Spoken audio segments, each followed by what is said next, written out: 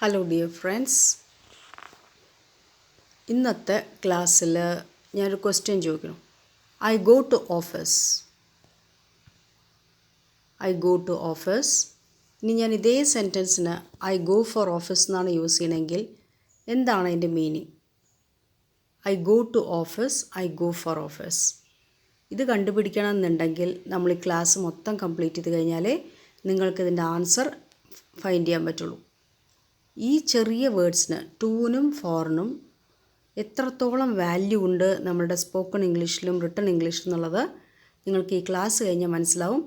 ഈ ടൂവും ഫോറിൻ്റെ യൂസേജ് വാസ്റ്റ് ഏരിയയാണ്. അത് മുഴുവനും ഒറ്റ ക്ലാസ്സിൽ കംപ്ലീറ്റ് ചെയ്യുക എന്നുള്ളത് നടക്കുന്ന കാര്യമല്ല. കുറച്ചായിട്ട് പഠിക്കാനാണ് നമ്മൾ തീരുമാനിച്ചിരിക്കുന്നത്. അപ്പോൾ ഇന്നത്തെ ക്ലാസ്സിൽ 2 and 4ൻ്റെ usage. Welcome to the spoken English class.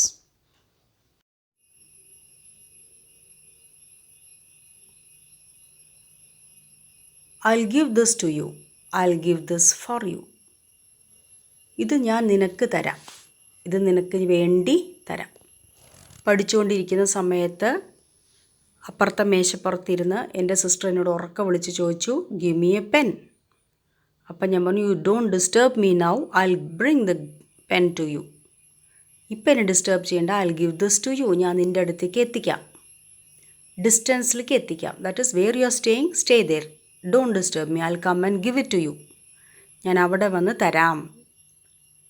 ദിശ കാണിക്കാൻ, ഡിസ്റ്റൻസ് കാണിക്കാനൊക്കെ നമ്മൾ ടു ആണ് യൂസ് ചെയ്യണം. I'll give this for you. ഇത് ഞാൻ നിനക്ക് വേണ്ടി തരാം. ഇത് നീ വെച്ചോ, നിനക്ക് വേണ്ടി തരാം. I talk to you. ഞാൻ നിന്നോട് സംസാരിക്കുന്നു. ഡിസ്റ്റൻസ് കാണിക്കാൻ, പൊസിഷൻ കാണിക്കാൻ, ഏത് ആളോടാണ് സംസാരിക്കുന്നത് എന്നുള്ളത്. I'm talking to you, not to somebody else.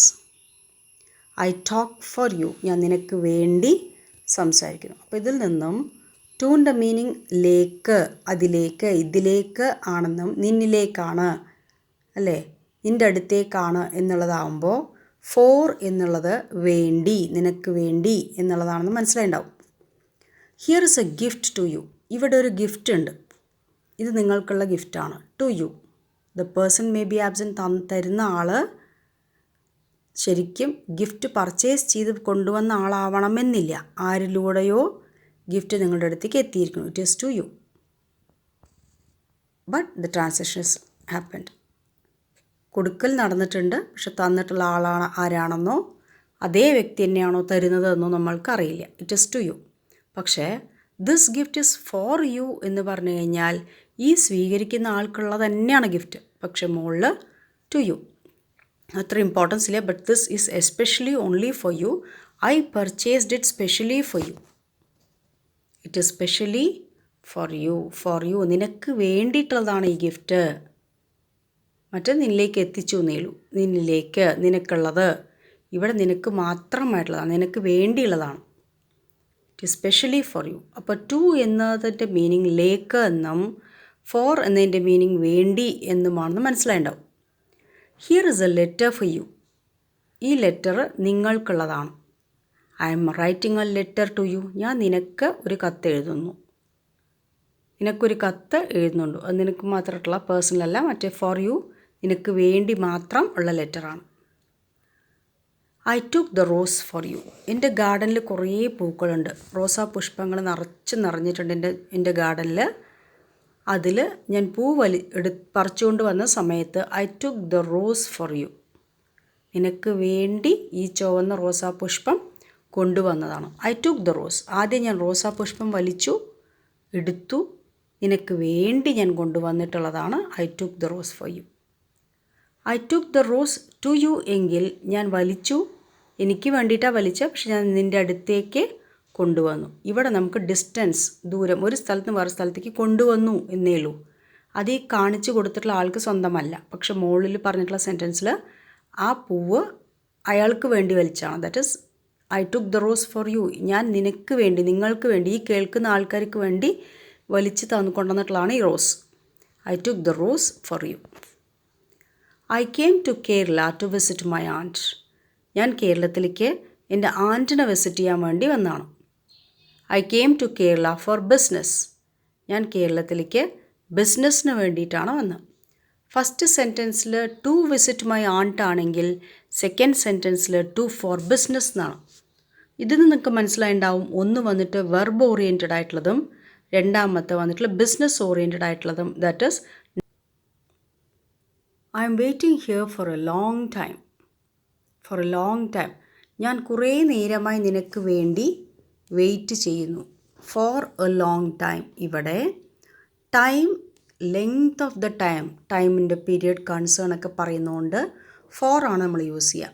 Four a long time, for 2 hours, for 8 years അങ്ങനെയൊക്കെ പറയുമ്പോൾ for long time. Are you for or against planting trees? നീ ട്രീസ് പ്ലാന്റ് ചെയ്തതിന് ഒപ്പമാണോ എതിരെയാണോ ഫോർ വെച്ച് സപ്പോർട്ട് ചെയ്യണോ? നീ സപ്പോർട്ടീവ് ആണോ എന്നാണ് ചോദിക്കണം. ഫോർ വെച്ചാൽ സപ്പോർട്ടീവ് ആണോ, എഗ്രി ചെയ്യണ്ടോ, എഗ്രിമെൻ്റ് ഉണ്ടോ, സപ്പോർട്ടീവ് ഉണ്ടോ ചോദിക്കണം. R you for or against planting trees?